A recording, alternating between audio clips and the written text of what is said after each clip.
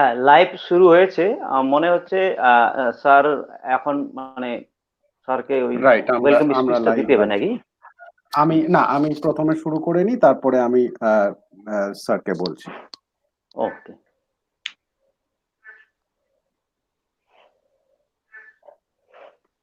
Good afternoon, everyone. It gives us great pleasure to welcome all of you to this international webinar on gender issues and women's rights. This is being organized by the internal quality assurance cells of two colleges, Acharya Sukumar Sen Mahavidyalaya, Purbo Bardhaman, and Birpara College, Alipurduar. We have had more than 2,500 registered participants for this webinar. So it would have been impossible to include or accommodate all of them on any online platform, which is why we are streaming the sessions live on YouTube.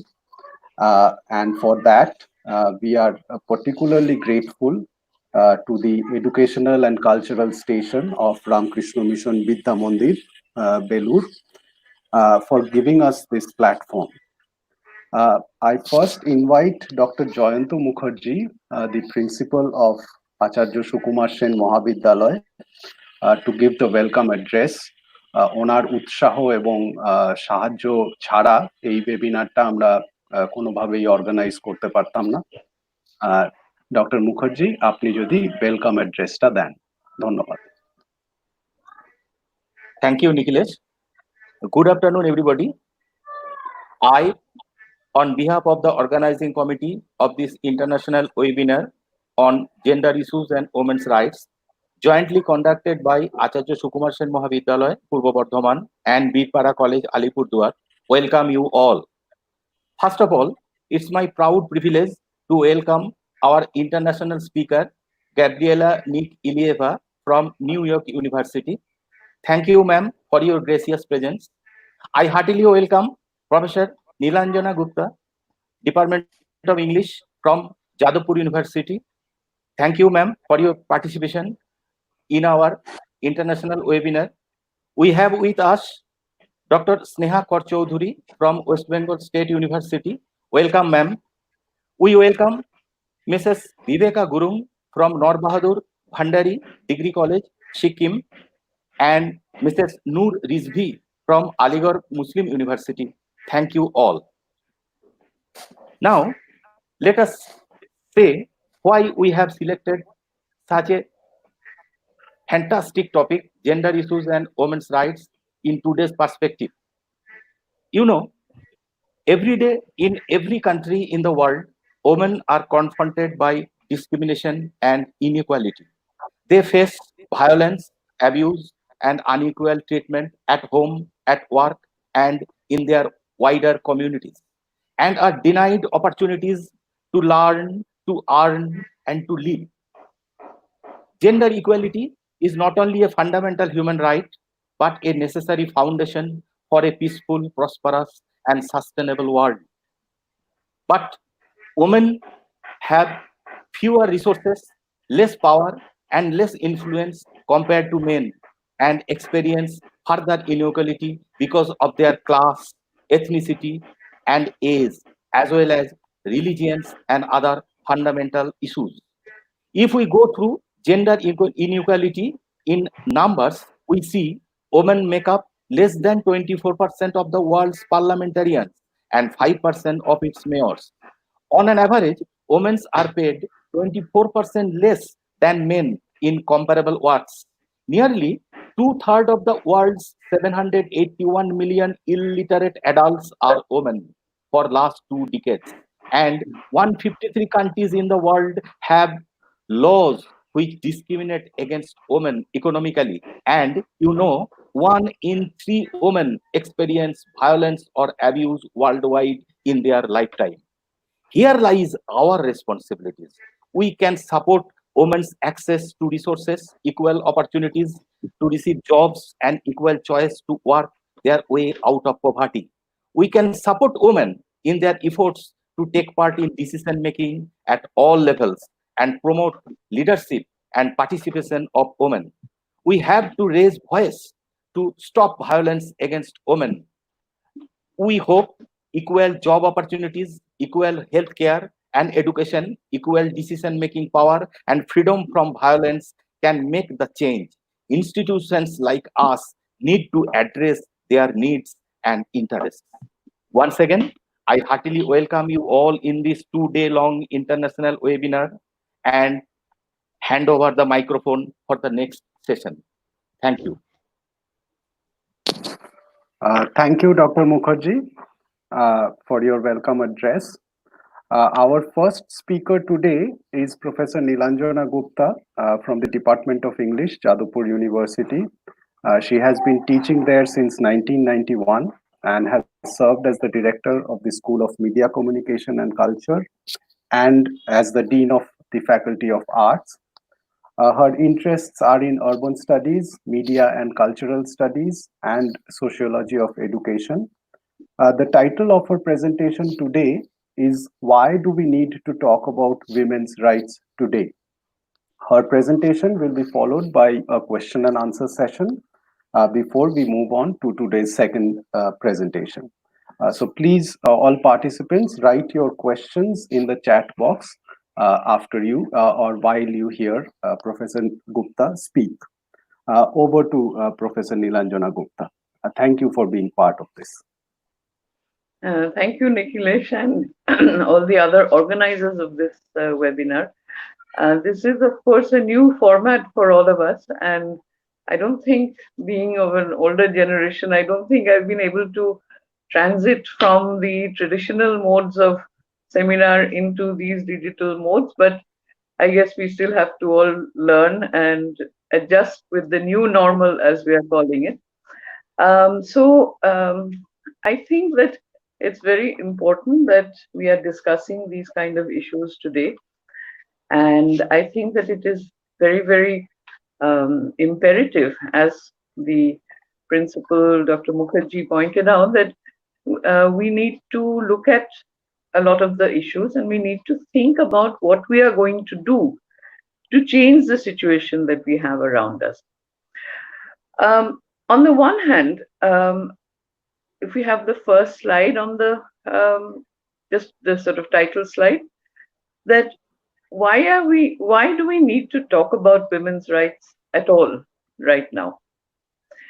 And when I was talking to Nikhilesh, who is of course like others here as well, used to be a student of mine. So when we were discussing this, I was wondering what exactly I could say here today. And eventually we sort of agreed on a very broad-based introductory kind of thing to the whole discussion over 2 days. And I wanted to start off with the idea that Indian women in the last few years have really made a name for themselves. And just to look at a few, if we can see some of the images, Nikhilesh, that the first image is a very famous image when last year India ISRO launched the Chandrayaan-2. And this was one of the photographs. There were many photographs which were circulating not only in the national press, but in the international press as well, where the number of women in the team, in the ISRO team, was commented on by the New York Times, Washington Post, and of course a lot of news media in India as well. And we probably know that the mission director was also Dr. Ritu Karidhal, and there were many women in this team in senior positions in this entire team that actually was responsible for the launch of this fantastic technological and scientific project that India government had taken on. And then if we carry, so I mean, there were a lot of articles all over the world about how many Indian women scientists there are who are working at such a demanding level. And if any of you watch science fiction, there's actually I think it's on Amazon Prime, there's a series going on right now called Expanse, And one of the few women characters there is an Indian woman scientist wearing a sari and lovely earrings and, being very Indian, though she's not played by an Indian actress.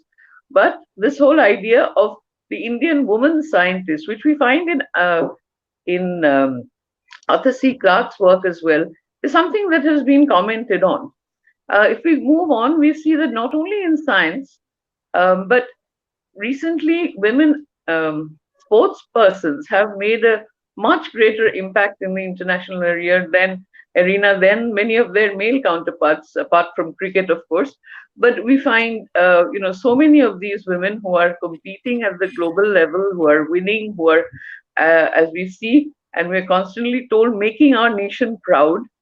If we move on to the business sphere, we see the chairperson of the global company of Pepsi, not just the Indian company, but she's now the global CEO of the Pepsi. And in India, of course, we all have seen many images of Kiran Majumdar Shah, who's one of the very important, influential entrepreneurs in India.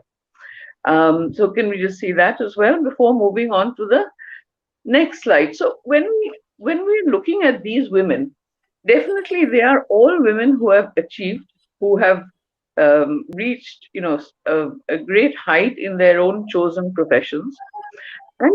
But what is being said about these women? If we move to the next slide, this is an online news portal. It's a little bit cut at the bottom, but it's an online news portal, and I think you can read what it says. That it is talking about the number of women who are heading corporate companies and banks and so on in India, and it's saying that I think very importantly, pardon the English, I've just taken it from the website. So it says that society was dominated by males, but women are breaking the trend and coming out of the shadows in an all-powerful avatar. And that they're making nation feel proud and being influential to other women of India and globe. So these women are being held up as kind of role models for all of us to follow. And we are told that just positive belief and confidence would lead you to a remarkable journey. Now, this is, I think, the important point from which I want to take off today, that no, it is not just about positive belief and confidence for women to be able to succeed today in India and possibly in other places in the world as well. It is not about individual women's potential and confidence and belief. It is not just about achieving as a woman, as an individual. But I think the more important issue is about dismantling, destroying, and changing the structure of patriarchy that exists, that sees women as being inherently of less or even no value whatsoever. Because on the one hand, while these media images of these women are very familiar to us, what is also familiar to us is the reality, as we see in the next slide, Nikhilesh, please, where we know that in India, every minute, thousands of females who are not even born are put to death, or they are married off, or they die of malnutrition. They suffer from stunting. If you look at the UNICEF reports on children from the age of 0 to 5, it is terrible just to see the statistics and the photographs of the children, and naturally most of them girl children, who suffer from various kinds of malnutrition and the results of that malnutrition. We see that, 1/3 of all child brides in the world are from India. So they're married off without their consent. They're sexualized before they're, even actually properly women. They have no say in the matter, and they are seen as burdens in most cases. And it's not just, we sometimes think, oh, that doesn't happen here. But if we look at the child marriage situation, in West Bengal is one of the worst, that if we look at the numbers of child marriages that happen in India. So it's something which is close to us. It is perhaps closer than the success that is achieved by individual women. And we see that, that this is everywhere around us. It's happening all the time. So, and if we want to take comfort by saying, well, that's because, these are happening in the non-educated areas of India, once we get people educated, then things will be better. We'll see how things, it will improve over time. But no, let us look at higher education, because I think most of the people with us today are in the realm of higher education. And these are all, I'm not sure whether you can see this, but these are all Government of India MHRD statistics. They show that typically the women who participate in large numbers in higher education today, but when we find that if we look at the total number of academics, people who are researchers or teaching, we find that 65% almost are male, and only 35%, little more than that, are women.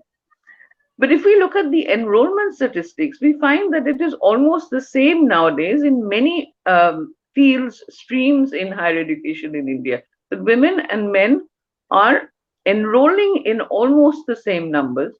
But when we come to the profession, this is what we see.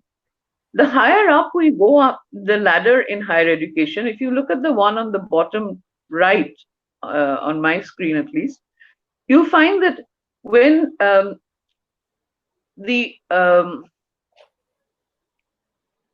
if we look at the three sort of comparisons, the one on the right shows that when people join as lecturers or assistant professors, there is a difference, which I mentioned, about 60-40. But as we go higher up, when we reach the next level of associate professor, we see the gap getting wider. And by the time we reach the professor level, we find the gap is very, very wide. That is reflected in the other table that is there as well, the white table in between. And again, these are all Government of India statistics. There too, we see that if we look at women in leadership positions, whether it's deans, the three leadership positions they have identified are deans, registrars, and vice chancellors or directors. Again, we look at the numbers here. It is quite astounding that, for example, none of the IITs have any women anywhere in any position of responsibility. If we look at the the central universities, the deemed universities, the state universities, the private universities, it's all the same, that women are hardly represented in any of these positions, and we find no women anywhere there. So what happens? Just to digress a little bit, I recently went to a meeting of state bank officers to talk about and discuss with them some of the issues that they are facing regarding gender. And one thing that they mentioned was that women don't want to take promotions, that when we promote them, they don't want to accept the promotions. So we'd like to talk about that. And so the women who have refused promotions, who prefer to stay in a low-end job, they say that, of course, there's the issue of family, that it is assumed that the whole responsibility of the family will be on me. And if you're a manager, you cannot leave the branch until the last, everything is done. So you can be there till 8 o'clock, 8:30, if there's some problem, 9 o'clock. And then how can I look after my children? How can I look after my in-laws, etc.? So that is there. Also, many of them also raise other interesting points. They said that if I'm transferred, I could go to a village. In a village, it's very difficult for a woman living alone to even get a flat or a place to stay. They say that even if I tell them that I'm married, my family is in Calcutta, even then, many of them said that we've had this kind of an experience where we didn't get a place to rent because somehow nobody wants to give a house to a single woman living alone. Whether she's single or not is a different issue, but a woman who is living alone. And they were also talking about possible solutions to this. Maybe State Bank should rent a flat so that all officers could stay there, or things like that. But I found it quite telling that we find women do not want to take up. So, it's not just that women are not there at the higher levels in higher education or in any profession, perhaps, but also there's a sense that women are unwilling to take up responsibility. So it is not that women cannot achieve. This whole thing about positive thinking and confidence will get you to achieve anything is not really the whole story. And what I really want to concentrate on is the idea of Nikhilesh, if you can go to the next slide, the idea of what is being called nowadays the structural inequality, and the way in which structural inequality is something that the next slide, please, Nikhilesh. What we find in structural inequality is that these inequalities are not just about one individual thing, that this is an opportunity that I am not getting, or this is an opportunity that I am being deprived of, but it is a whole system in which the inequality is deeply woven into the very fabric of a society. So they are not just in one particular institution. This imbalance of power is in every sphere of our life. It is in the political, the economic, the cultural, the social, in every sphere in which we have based our identities on.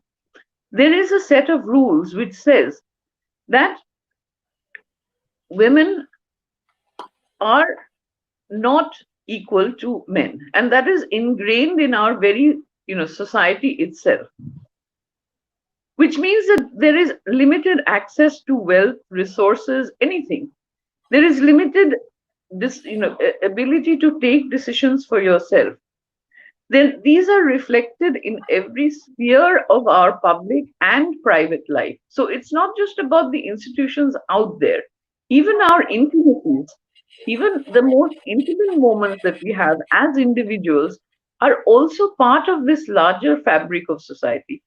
And therefore, what we find is that our identities themselves and how people interact with our identities is determined by all these factors around us, of which we are also part. Our public, private, every part of our life is affected by the way in which these inequalities are very much structured into our society. They are part of the way in which society is structured. And one way in which we see that is that the laws have been set up. Both the legal systems and the social systems have been set up by those in power. So what we find is that no, can we just not right? Yeah, okay, sorry. no, it's okay. We can sort of go there. So what we see is that the law, both the legal system and the social cultural systems within which we live, are both set up and determined by the ones in power.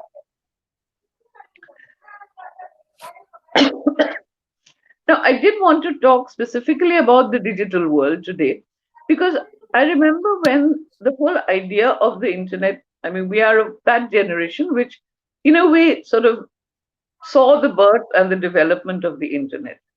And when the internet, it wasn't called internet, of course, in those days, came into being, many of us thought that this was going to be a brave new world. This was a world where everyone would be equal, where these structural inequalities could be dealt with, because this is all digital, it's all out there. There's no physical identity caught up with the way in which I am seen or I interact. It is all virtual, and therefore this is a world which has the possibility of recreating the world as we know it.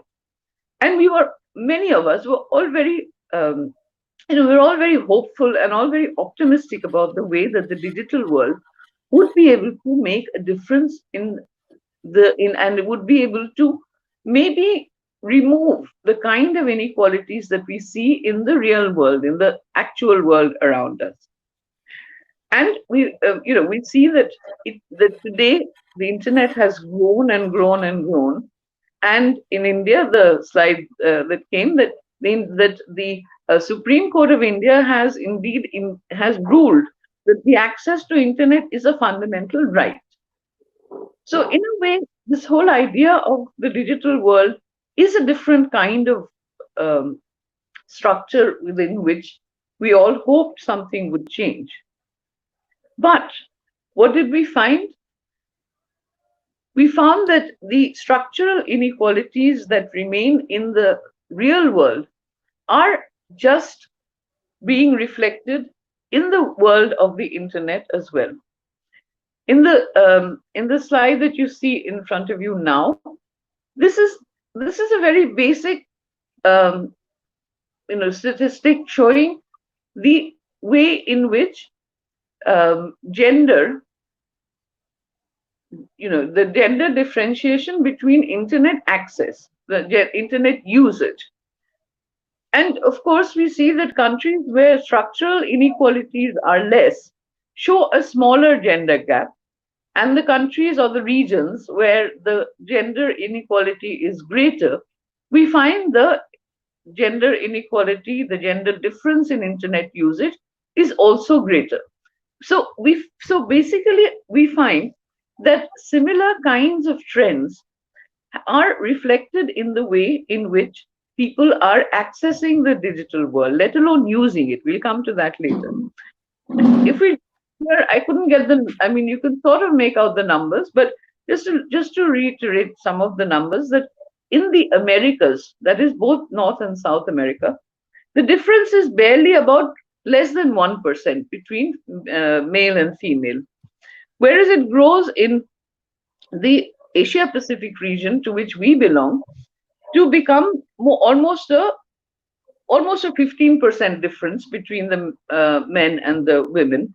But we must remember that this arena also includes China, where actually gender access to internet and the digital world is exactly the same. There's no difference. I mean, it reflects the gender constituents of the actual world. So China does not show any gender difference. And similarly, Australia also does not show any difference. So this area does include these countries where the internet access does not show any gender difference at all. But it also includes India. In studies that the Indian government has done, they show that in India, the internet users can be divided roughly to find that the internet users are 60% male and 40% female. Okay, just yeah. Sorry. Yeah. So so it's a 60-40 division. So the gender gap is 20%, and that's for India itself. But again, when we look at what is happening on the internet, what is happening in this world, we find that in many ways, perhaps the way in which the digital world is actually going on may actually be as bad, if not worse, than the actual world in which we live. These cartoons, I hope you can read them. These cartoons are part of a report which was commissioned by the Amnesty International, which studied Twitter feeds to women politicians during the last general elections in India in 2016, no, 18, whatever. And it studied the way in which Twitter was being used. And what they found was that the amount of gender and sexual related abusive or problematic, as they call it, tweets to women was much, much higher than those received by men politicians. They were looking at the candidates in each constituency, and they were comparing the kind of tweets received by these women candidates as compared to the men candidates. And you can see how very, very high the number of misogynic, sexist texts are, abusive texts are, in the case of women politicians. And they said the more prominent the woman, the more number of objectionable tweets she would receive. We go to the next one again. There's a whole report on this on their website, and you can see that they also compared it to the same kind of abuse, online abuse in other countries, and there's much, much more in India. And of course, it's not only gender, but caste also, and women of different castes, marginalized castes, were particularly badly affected by this. And we know that this is not just about women politicians. This is women across all professions have been receiving these kind of abusive. I'll just, name some of the people who have gone off Twitter after publicly declaring that Twitter has been really affecting their mental health. People like the journalist Barkha Dutt and Shagorika Ghosh, writers like Rana Ayub, activists like Sheila Rashid or Swarab Bhaskar are just a few of the very prominent names. But I know that even at a very local level, our university, as many of you know, have a lot of politicians, politically active students.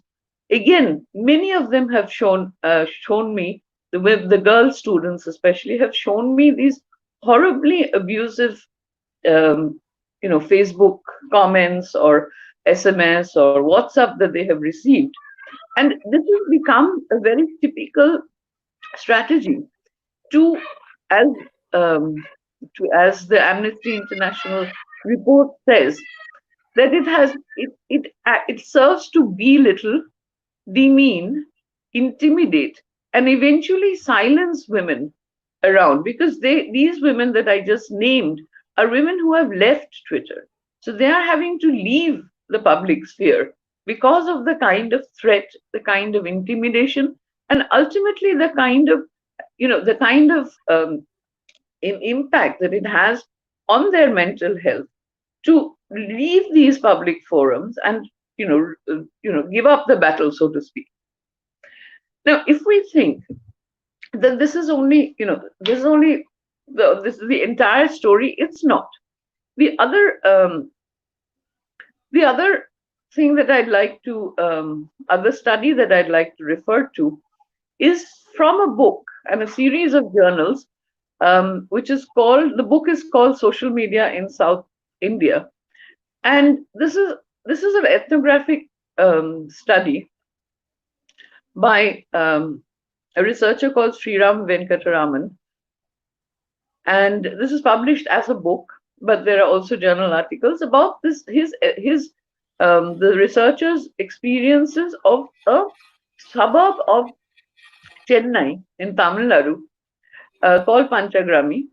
And it is very interesting to see the way in which the access to digital world is controlled by the of the women there, are controlled by the male members of the society. You can see here that the mobile phone owned by the mother is mostly treated as a landline, collectively owned by the entire family. It's a shared object. It's not a private cell phone, as opposed to that which is given to the husband or to the son. In all these families, he mentions that the sons of the families are given their own mobile phones, sometimes laptops if they can afford it, and an internet connection. And the daughter is not allowed her own mobile phone. And this is just the beginning of this section, because it ends with this thing that the daughter is not allowed to have a phone of her own until she starts attending college. Now, that's also an interesting story, because he shows that even when these women are going to college, and nowadays even before the pandemic, of course, a lot of us would send, material over WhatsApp groups or through Gmail or sometimes through Facebook. A lot of people use Facebook. So it's become, all these social media platforms have become part of the educational process. So the girls would be allowed this kind of phone for educational purposes, but they were always told that they had to have a family member, usually an elder brother or an uncle or someone, to also be part of that group. So that person had to be part of all the groups that the girl was enrolled in. So she could not have any private, um, any privacy on her phone. It had to be something that was shared with the male members of the society, who would then ask that, okay, why have you, sent a WhatsApp to so and so, especially if that so and so was male and from a different caste. So there was this kind of constant monitoring of the women who were going to college. And this is just a reflection of the kind of inequalities that exist in the real world being translated into the digital world as well. There's another very interesting study on Wikipedia. Wikipedia, as you all know, I'm sure, is something that is user generated. So theoretically, anyone can upload or edit or strengthen or add to any kind of entry that is there. So there have been several studies on Wikipedia which show, for example, that if you look at, if you sort of type in something like the Man Booker winners over the last 10 years, you will find articles on all of the winners. But typically, the ones which deal with the male writers are much richer and more substantial, generally speaking, than those on the women. Similarly, if you look at the number of women who have pages in Wikipedia and the number of men who have pages in Wikipedia, it is very clear that the men have many, many more pages. Even when women have been achieving or they've done something, their pages are never as complete and as rich as those of the men, and so on. But also, what is interesting is it's not just the content, but who is it who, if you look at who actually uses Wikipedia, not uses, but who actually enriches Wikipedia by contributing, where there are no bars, where it doesn't matter what your gender is, as long as you give something according to their structure of reference, it will be accepted. There too, it is found that women contribute about 20% of all the postings that go up. So women themselves do not participate in this making of knowledge, in the sense that Wikipedia has become the most frequently used resource. It's the fifth largest website. I mean, it's a website that is fifth in terms of how many people access it every day. So it's a huge source of knowledge. But why then are women not using this to create the knowledge that everyone is using? And there too, there's one very interesting paper which says that women, because of their structurally determined sense of not being adequate, of not being important enough, of not being good enough, actually refrain from expressing themselves as they have the right to, or they have the opportunity to. So it's internalized, this sense of being being not adequate is something that is completely internalized as well. So that even when women are given this kind of a platform, even then we find that it doesn't really work in the way it should, because of the larger structural inequalities that exist. I'd just like to make one other point, and that is that if we can just remember the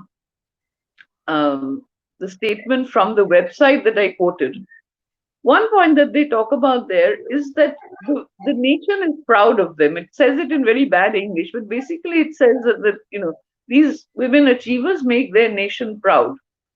And it's also interesting that who is it that make the nation proud? We find that in recent times, the number of women who have been accused of being anti-national or not good citizens, a very large number of them have been women. And women, it seems, are particularly, um, you know, supposed to uphold the virtues of nationhood, of citizenship, which is why it seems that this idea of the good woman is not only about social ideas nowadays, but it's also about ideas about citizenship. That a good woman is somebody who acts according to certain ways in which the nation is now being described. And this whole idea of co-opting certain women into this nationalist discourse, and removing some women as not being good Indian women is also something that maybe if we have time left afterwards, we can talk about that a bit as well. But basically, I think that what we need to do is not, it is important to talk about women's rights, not just in terms of rights, in terms of changing laws, because we have very good laws in place if we look at them. I was just watching a video yesterday, which said that, why do people say that India is a rape capital of the world? Because if we look at statistics, then in fact, Indian women get raped a lot less than women in many other countries, including America, including Brazil, many other countries, that women in India are actually not raped as much or as many times as we tend to see in the propaganda. But what this video failed to also mention is that of the almost 40,000 rapes last year, there was only one conviction for rape. So there's hardly any justice that the women get either. So it's not just about numbers, but it is also about how, if there is a violation of a law, then do we get justice? Does anyone get justice? And then, so it's not just about changing laws. I think it's important that all of us, wherever we are, we need to think about the way in which these structural inequalities work in the real world. We need to be very, very careful, because I think the digital world is one place where maybe we can make a difference. All of us, not just women and men together, can make a difference. It's difficult, of course, because another very interesting statistic that you find is that viewers from India are the largest country-wise who watch pornography online. I mean, of all countries in the world, Indian men are the highest consumers of pornography, both paid and unpaid. So so even the digital world is already sexualized to a certain extent. But I think that it does have the possibilities that are positive as well. But also in the real world, I think we need to look at all of these things. Gender, I haven't talked about caste or creed or many of the other parts parts of our identity. But also we need to look at the world around us, how we internalize it. I think that many of us also internalize a lot of the things that are existing in society. We need to challenge those. And this is not a fight for only women. This is a fight not about women's rights, I believe. It's a fight about rights for everybody. It's a fight that is for the men, for the, for caste, for masculinity also. That masculinity also is not as it is sometimes portrayed to be. There are many versions of masculinity.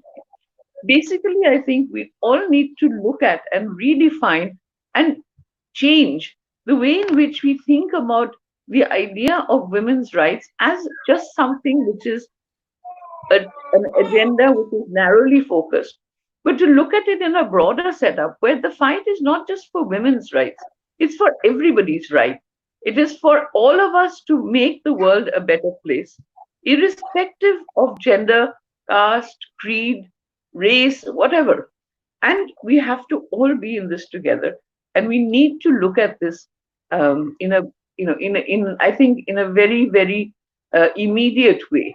Because I think another statistic that is being thrown up is the rise in domestic violence against women the world over, in India especially, and how it's not, every situation just seems to make things worse. And for women and for those who do not enjoy the power of in society, the powerful positions in society. And I don't think that, this is something that we should accept. The one good thing perhaps that can come out of this pandemic is that we are rethinking our values and our social values and what we want in the future. And I think that this is probably a good time for us to come together and try to redefine the future that we want to share with our friends, with our relatives, with our families, with our children. And all of us try to work wherever we are, because this is everywhere, to make the world a better place. Which is why I thank the organizers for allowing me to sort of rave and rant about this for a while. And I'm not sure whether this was useful to anybody, but it gave me an opportunity to express many of the frustrations and the anger that I feel every time any of this happens all around us. So thank you, Nikhilesh and Vishwajit and all the other people involved in this. Thank you so much, Professor Nilanjana. I think, in fact, your raving and ranting has interested a lot of people. We have also received some questions, and one of the questions is sort of linked to what you said. During this pandemic, domestic violence, there is this fear. There is not enough record, but there is a fear that domestic violence has probably gone up, particularly against women. And there is one question from Ujjwal Bhui, one of the participants, whether women empowerment, whether it can sort of start from the family itself. Just your views on that. I think that the family, because we are all part of a family in some way or the other, that the family has to be part of this change. When we see, for example, the women I was talking about in the state bank branches, they will always say that the family responsibilities are theirs, that all the family responsibilities have to be taken up by them. When we look at, if you read, there's a whole book which is called Lilavati, which is about women scientists in India. Again, it's published by the government of India. And very, very distinguished women scientists are interviewed there. Almost all of them say that I could become what I did because of the support of my family. They all say that. Even the women who are part of the ISRO team, many of them in their interviews, they talk about how their families, their in-laws, their parents, their husbands were very much part of the way in which they were allowed. Again, the word allowed is interesting, but the way in which they were allowed to take up their career so seriously. So I think that the family is one of the basic sites where, every one of us can make a difference. And it's not just about women. I think that, families and the way in which families are structured also put an immense amount of pressure on the men. I know a lot of young males, for example, whether they're my students or, I work with a lot of adolescent girls and boys outside the university as well. And it's not just women who are anxious about their futures.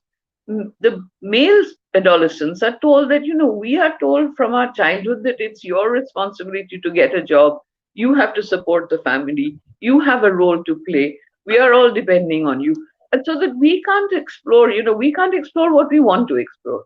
We have to think about what our family needs are and so on. So, this whole way in which the family is especially in India, where the family structures are still very strong, the way in which, gender determines certain roles in the family is part of this structural problem as well. So I think the family is a very, very important place to begin.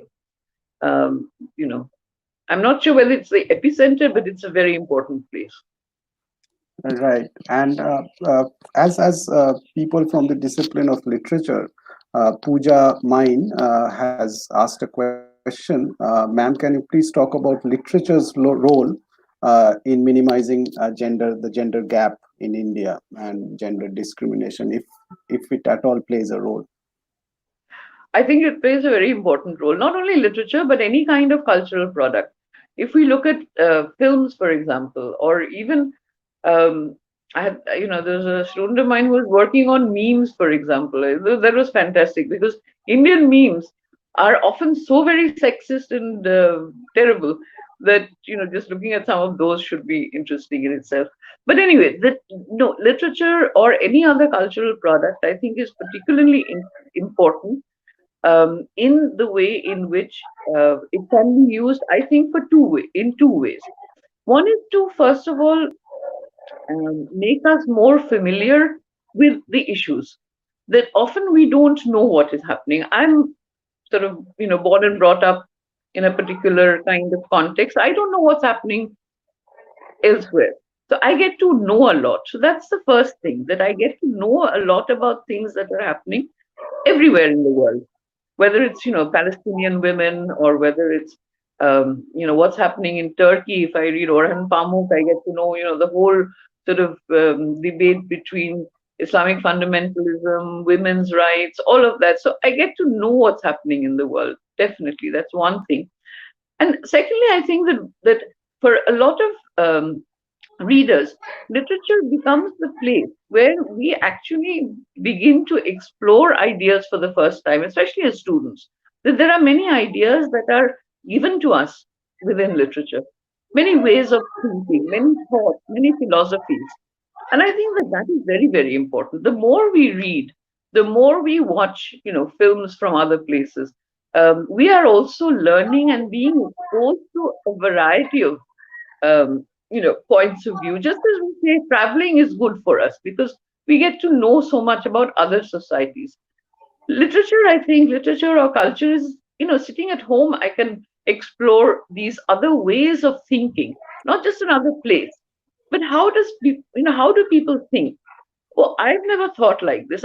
For me personally, also, I think culture was one place which really began as as a schoolgirl, reading novels, reading books, was one place where I began to think about things are not always what my family tells me. There is another alternative. My family is pretty conservative. None of the women worked. All my aunts were quite well educated, but none of them had any job. So it was like, it was literature that made me feel that, okay, there is something else that is possible. So I think that's also important, that it opens up our ways of thinking. It opens up our imaginations for ourselves and for the society around us. Thank you, Nilanjana. We are just running a little behind schedule, so we'll keep the rest of the questions for the end of today's sessions. Thank you so much. And I will now move on to the second presentation. Our second speaker today is Dr. Gabriela IIieva, clinical professor at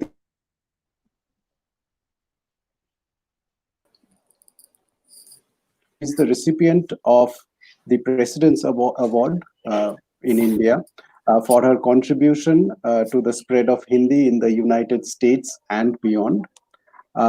Today, Dr. IIieva will talk about decoding gender in Rig Veda and other texts. Thank you, Gabriela ji, for joining us today, and it's over to you. Thank you. I hope you can hear me. Yes, we can hear you. Thank you for the invitation. Thank you to the organizers. It's an honor to participate in this highly important and challenging conversation about gender.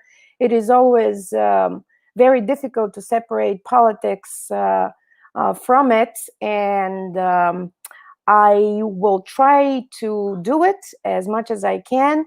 It's just this was a really good segue for me to move from sort of a social and sociological perspective on gender, and use literature now to go into another perspective, which is more stylistical or more even, we can call it grammatical, because the way we talk about gender is sort of something that we need to think about how our language encodes our own stereotypes and our beliefs, and how we become even more responsible nowadays when we talk about gender, because we know better now how we embed our stereotypes.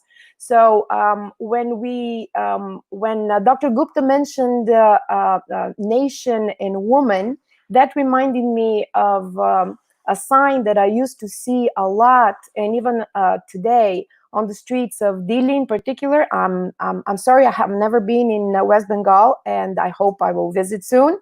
But I used to see Rashtra Samman, Stri Samman on the streets. And that really bothered me. And it was many, many years ago when they started this type of campaign. And this kind of politicization of how we talk about gender is what we want to avoid.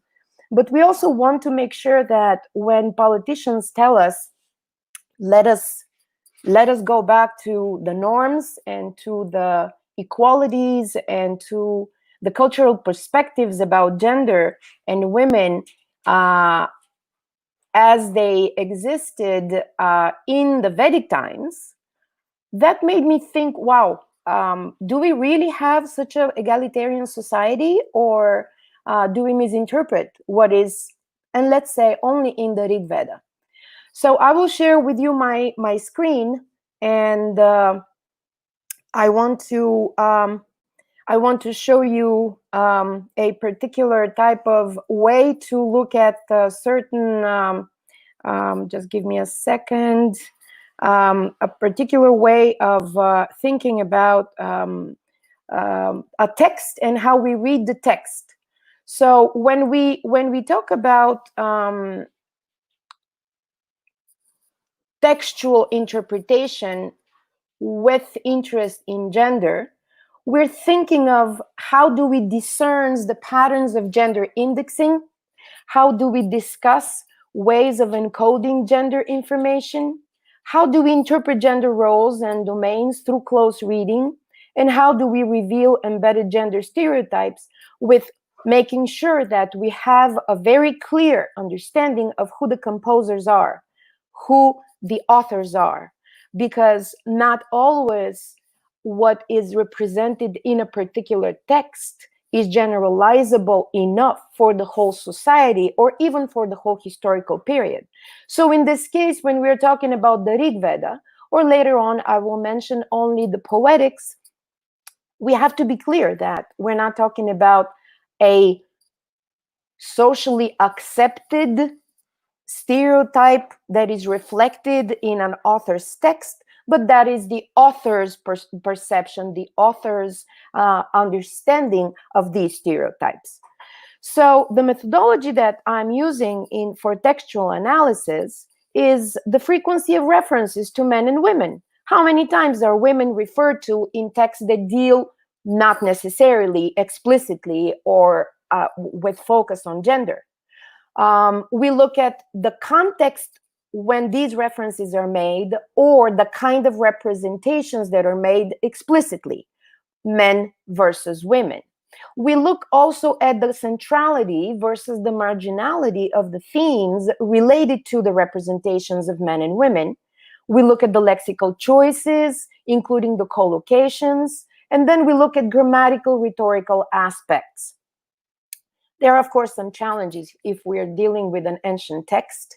And these challenges are related to, one, the antiquity of the texts, the type of elusiveness and obscurity, because the texts were created by the gods, used by men for the gods during particular ritualistic events.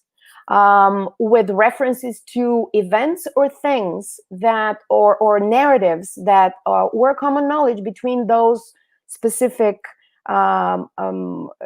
ritual experts and the gods. So commoners were not supposed to understand, were not supposed to be a part of these kind of events. And of course, therefore, these narratives or events that are referenced, they were not explicit, they were just implicitly there. Then there is the challenge of how much of an aesthetic function had these texts encode, and how much religious value did they have. If the texts are not sociological research, can we claim that we can find gender encoding there? Another challenge is the entirety of the texts, or are these the only texts from that particular historical period that were found? And then, of course, we're talking about social homogeneity versus complexity. And Dr. Gupta also had mentioned about how a family does not represent a society. When you say a society, there are so many layers in the society that we always have to keep in mind that we are always talking about a slice, about the window over something that is much deeper than this. Yet it doesn't mean that those kind of challenges will be considered impediment to potential interpretation with attention to gender. We also, in the challenges, once we start looking at the texts, we find that the centrality of the themes versus the marginality of the themes becomes a challenge. Why? Because when a particular theme within which a particular representation is contexted, is examined, then that theme, if central, provides much more information, much deeper and richer context. Whereas if marginally we find representations because the themes are marginal themselves, then we have less context and less depth for possible analysis. And again, as I mentioned, the poet's perspective is also extremely important to consider and never forget that the poets did not represent the whole society. Now, just to make sure, of course, the discourse, the discussion so far during this event covered gender roles. The way I'm using gender roles is very similar, social roles mediated through gender. And what I'm interested also is the involvement in specific domains. As Dr. Gupta also did, she went over different domains of social activity that women are involved, and she did some statistical comparison. With us, the statistical comparison will be in terms of what we find, how many times it's mentioned, and we're gonna look at the volume. These domains we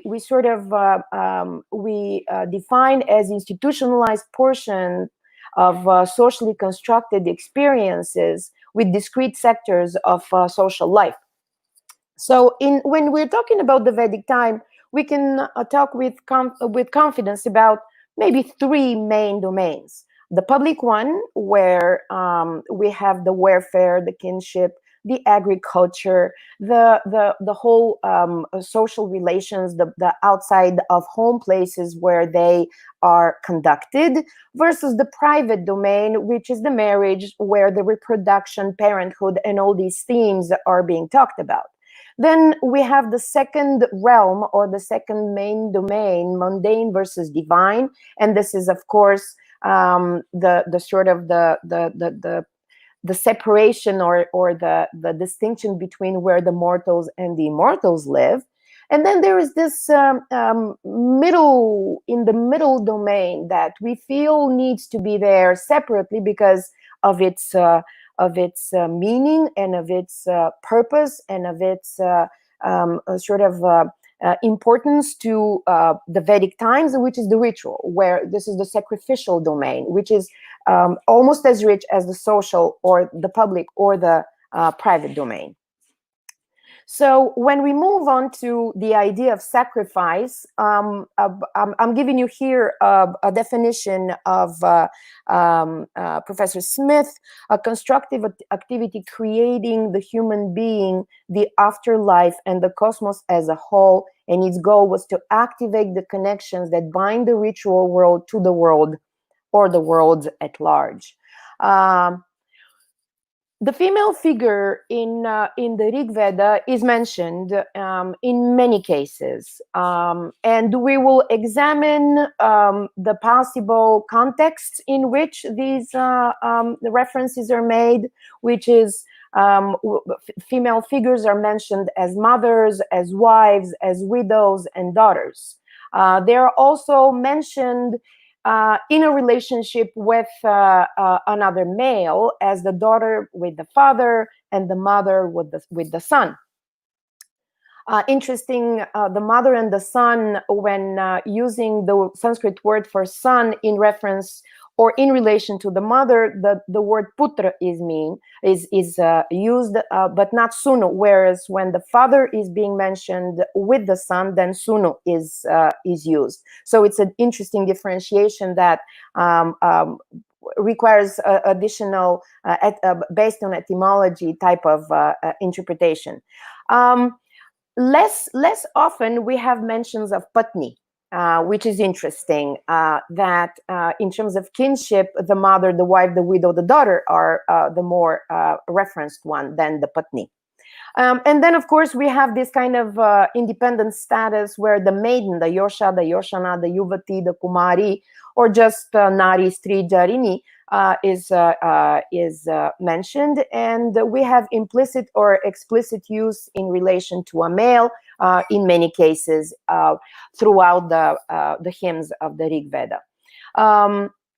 We also have interesting similes. Maiden going to the rendezvous, she goes, she smiles, she is open, she's shining. And then we also have young women who are dressing up or are making themselves beautiful using transitive verbs, but on themselves, so where they are the object. And then we have different actions in different similes that are involving married women in several hymns. The Vach is likened to the woman who is a desirous wife, and she is making herself beautiful for her husband. The Ushas is compared to the desirous wife possessing beautiful garments, and who again is making herself beautiful or unveils her breast to her husband. The poet compares the preparation of the fire pit for the gods to the desirous wife possessing beautiful garments who prepares her female organ for her husband. So you can see there is already very clear use of sexual and intercourse related type of thematics. And then there is a wish that the expanding wide ones open themselves as beautifully decorated wives would be a wood for their husbands, and the divine door, spacious and admitting all, would be easily accessed by the gods. Praises reaching Indra compared to women approaching their men, a parallel between the way the mighty thought touches the supreme being and the way loving women touch their loving husbands. And then there is a picture, the wife pulls the husband toward herself. So what we saw so far is a lot of mentioning of women, but mostly in a sexual, mostly from their attractiveness point of view. Male figures also are mentioned in terms of their kinship, but here we find extension or addition, which is members of a social group. They are Rajanas, they are Viras, they are Brahmans. They are also they have professions. They are Pashupan, they are Takshan, they are Muni. So they have their jobs, they have their social belonging, and they also have their family belonging, which we don't find so richly referenced about women. In addition, we can look at the kind of actions, the transitivity, the agency, the context, the themes, the centrality of their actions. And men, of course, are with their spouses when they are in a sacrificial couple type of function. They are always in one state of mind when they're pressing the soma juice. They are the couple that, again, in one state of mind, anoints the well-placed friend, Agni, with milk. They're the couple who are devoted to God. They're the couple that hold the wooden ladle. They're the couple who are desirous of Indra. It seems that when they're in a couple, everything is done together. But the men do independently a lot of rituals where women do not do independently those rituals. And when they are during the sacrifice, they are in full harmony with the actions of the men. In terms of other disproportions, we find this su, which is good affix, added to patni, which means a good wife. But we don't find su pati, which would be a good lord or a good husband. We also find suputra, which means a female having good sons. But we don't find suputra for men because they are suvira. They have good hero sons. So in a way, a mother has sons, but a father has hero sons. And then we have certain interesting verbs that men perform, like enjoy or be delighted or be excited, plus an instrumental case with young women, which we don't find the opposite with women, meaning women do not enjoy or be delighted or be excited by young men. And then what I mentioned already, that men do perform sacrificial and professional actions where we don't find these actions performed by women. But then in the Anukramani, we have a mention of a lot of rishis and a lot of poetesses. Female rishis and a lot of poetesses. And this is used later on by certain politicians to say, oh, well, we have a lot of female poets accepted into the Rigvedic list of talented authors and poets. Well, if we go deep and if we examine the hymns, then we find that some of these poetesses are not necessarily explicitly mentioned as poetesses, but they are the so-called lyrical voice in the hymn. Gosha is a maiden growing old at home with no father or brother wishing for a husband. It doesn't mean necessarily that she is the poet, but maybe there is a voice expressed in a lyrical, a fictional, a poetical voice expressed in the hymn. And interestingly enough, in both 1039 and 1040, the two hymns where Ghosha's voice is heard, the context in which she positions herself is, again, family, with reference to no brother, no father, and the two hymns are addressing the Ashwins to help her find a husband. Apara is a maiden who is wishing for a husband. Her voice in first person singular again is heard to say that she wants to have her daddy's head, her daddy's fields, and this thing under her navel to sprout, which means that she is either wishing for maturity or she, according to some interpretations, she has some kind of skin problem. So she's praying for cure. the most important point is that she does something that philologists call hapax legomenon, which is there is no other mention of this kind of expression or action in other hymns, which is she chews on the soma plant and offers the extract to Indra. Usually the soma extract is described as gushing between the stones, as very there is a lot of volume produced that is given to Indra, that is offered to Indra in a very solemn way. So here we find this intimacy, this short distance that she creates between Indra and herself. And she even uses diminutive for Indra to kind of create this intimacy with him in order for her not to intimidate, not to challenge maybe the stereotypes that existed, because she's already doing something very unusual to address directly the gods. In addition, we have a mention in the Anukramani, the Vishvavara. However, as a poetess and as a female rishi, however, no other mention in other texts we find, and it seems that this is just the ladle facing east that is granting all goods. And then the Mugdalani story, we know that her husband was, the legend, the myth is that her husband was injured. They didn't have kids.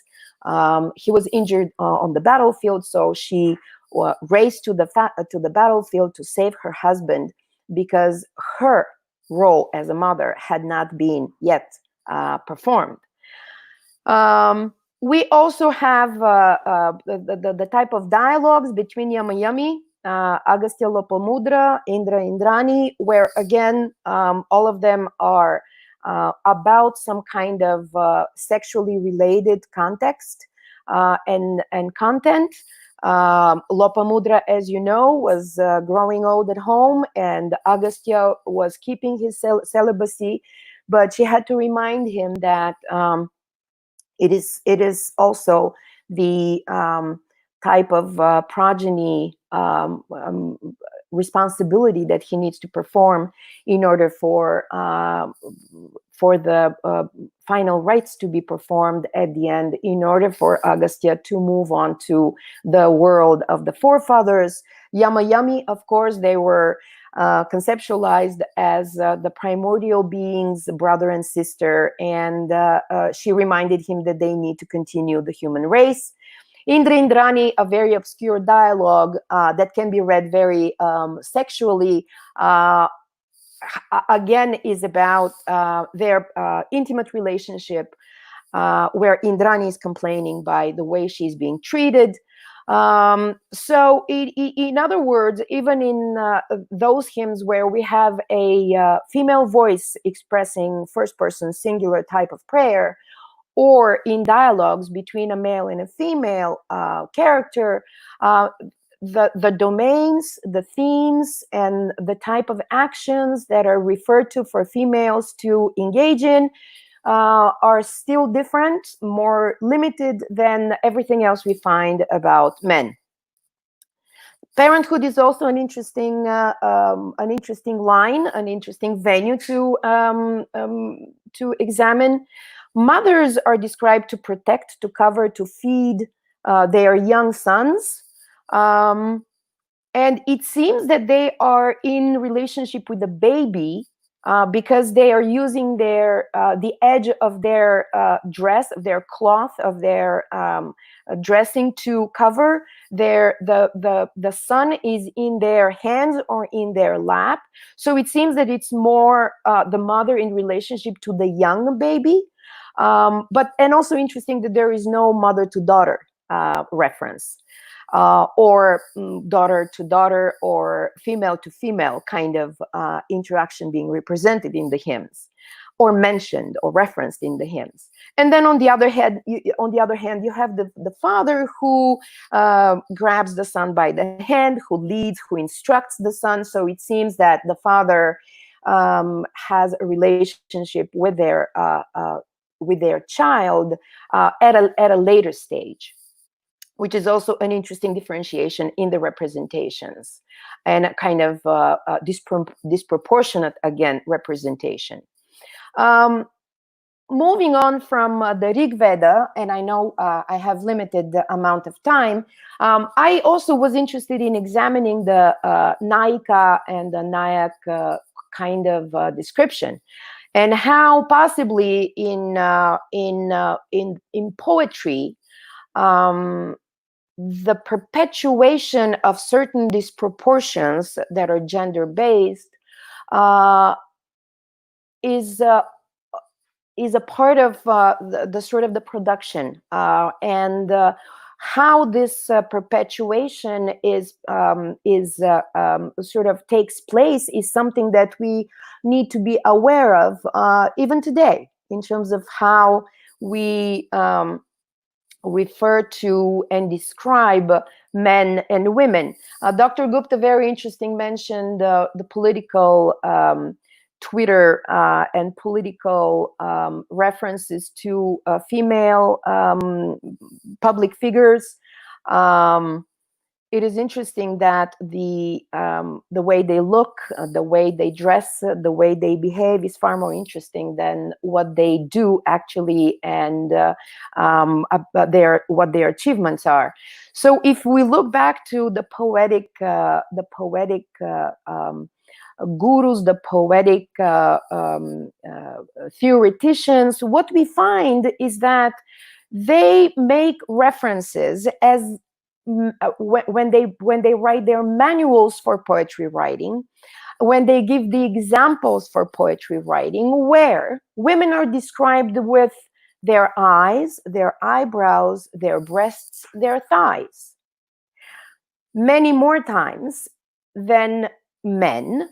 And then men are described with their feet, with their wrists, and their hearts.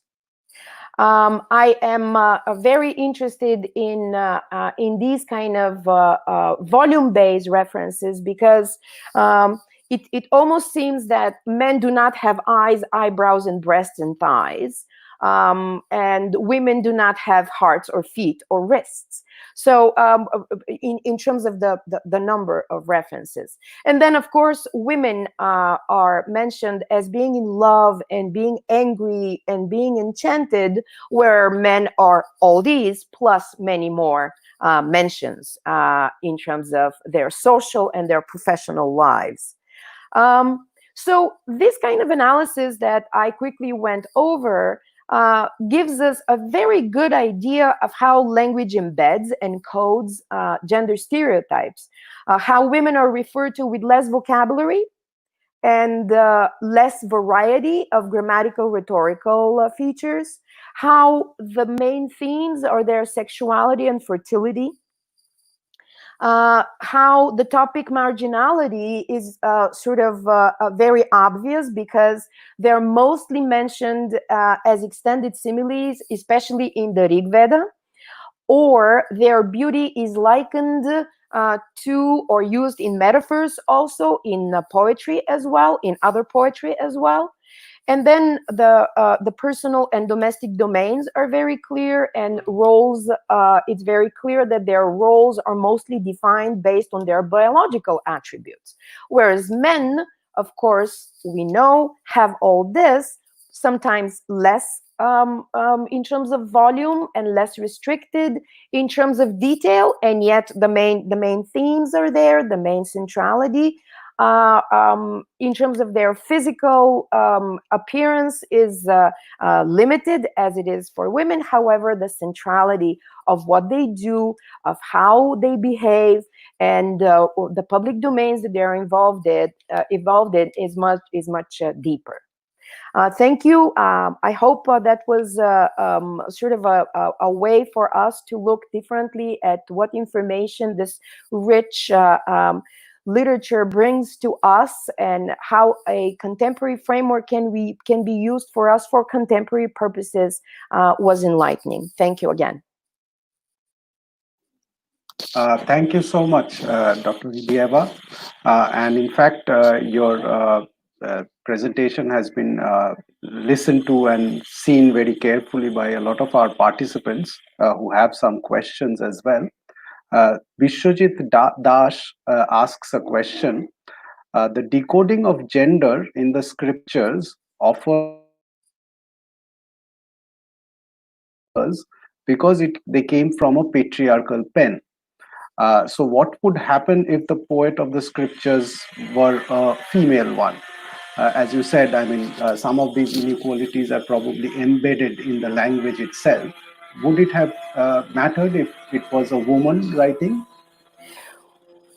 This question, it's very speculative because nothing has come down to us in this genre from a woman's pen, or it is not a pen because there was no script until maybe 4th century BC, and the hymns were composed and orally transmitted through this unbelievable tradition, mnemonic tradition. So the female authorship, we don't know what it would have created for us. However, let's think about folk songs and folk literature. We know that there is a lot of female voices in female authored folk songs. We can examine whether there is a difference between what they create as a world about themselves and what the male created ones create about women and themselves. And we can see that there is still a little bit of limiting thematics and context in terms of family, in terms of love, in terms of sexuality, that in male songs we find, but it is not necessarily as central as it is in the female authored ones. And also we have more depth and more span of social activities that men reflect on in their own songs. Thank you. There is another question from Shohini Mukherjee. Shohini Mukherjee asks, is there anything in the Rig Veda about women's education? Education is a term that we need to be very clearly aware that we are thinking of it in very Western ways, in very Western traditional ways. Education was something different at that time, and there isn't. But at the same time, there isn't about men either. So there is this tradition of being instructed by the forefathers, by the fathers, by the gods, which we could call education.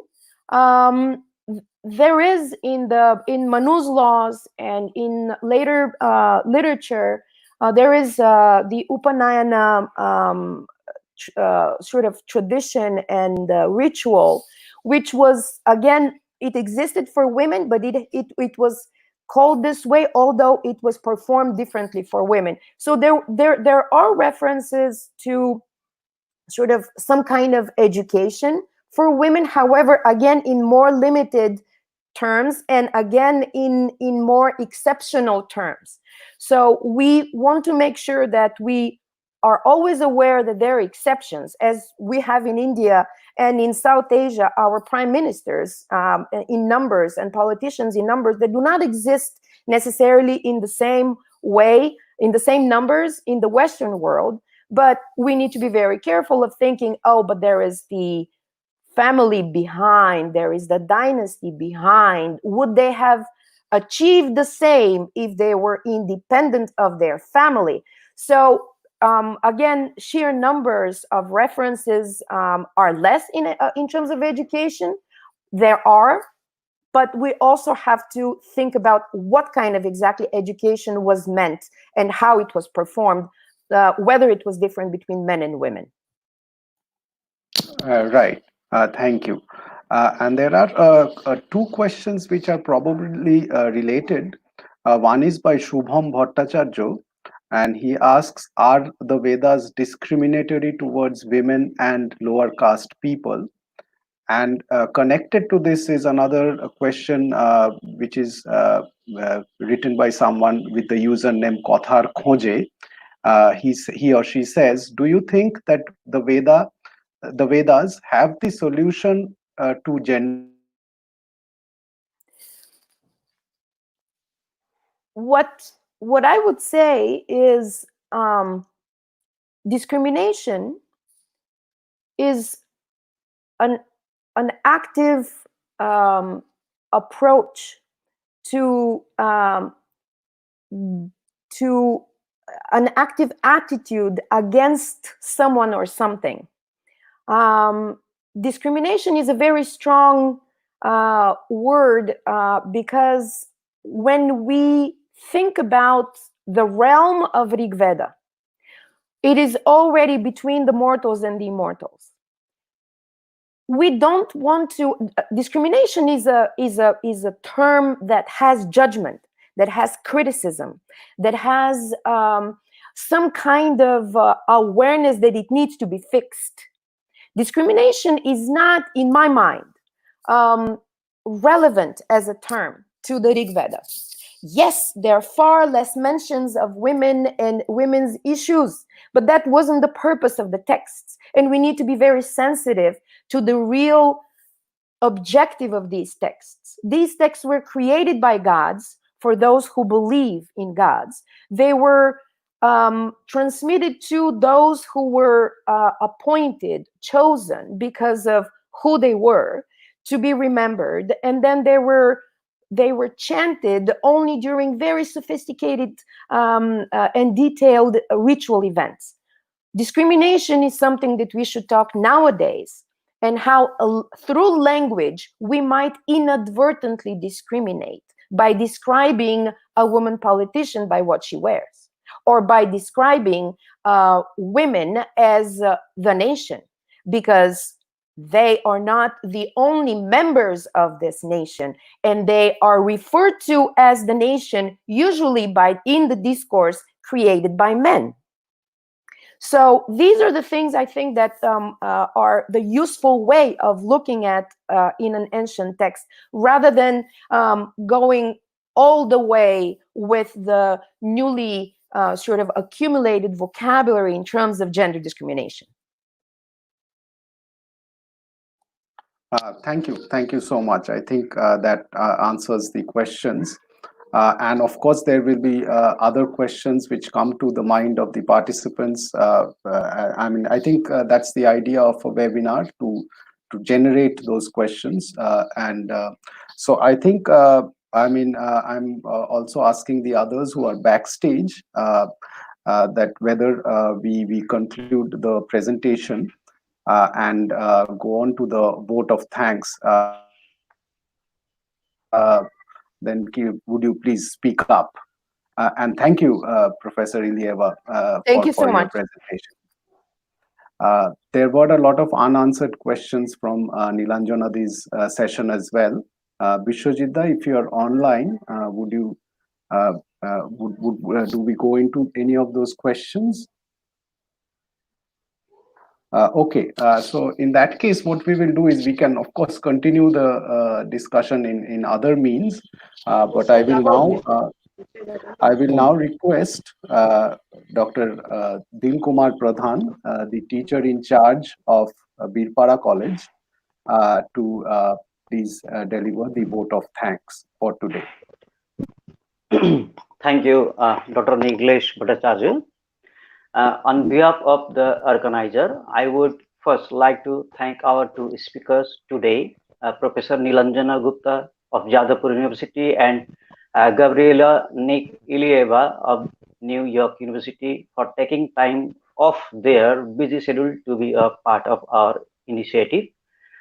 This international webinar could not have taken place without the consent encouragement of Dr. Jayanta Mukherjee, Principal of Acharya Sukumar Sen Mahavidyalaya, Purva Bardhaman. We thank him for his support. I would like to thank the conveners, Dr. Pritesh Chakravarti, the IIieva coordinator at Acharya Sukumar Sen Mahavidyalaya, and Nikhilesh Bhattacharya, his counterpart at Birpara College, for their untiring effort in organizing this webinar. I also take this opportunity to thank our former colleague, Dr. Bishwajit Panda of Department of Bengali, Acharya Sukumar Sen Mahavidyalaya, who is the bridge between our two colleges, as well as Ramakrishna Mission Vidya Mandir, Belur, who have kindly provided us with platform for this international webinar through its educational and cultural station. A special thanks are due to Sri Ramakrishna Mandal of ECS for managing all the technical aspect of this session. To conclude, I thank all the participants who have been with us through today's session. Please visit the same YouTube live page tomorrow at 3 p.m. to take part in the second day of the webinar. Thank you. Thank you, Dr. Pradhan, for your vote of thanks. That concludes the first day of this webinar. The second day will be streamed in the same way on YouTube Live. And special thanks to the Educational and Cultural Station for allowing us this platform. Thank you, Nilanjana. Thank you, everyone else who was here. And with this, we conclude our session today. Thank you.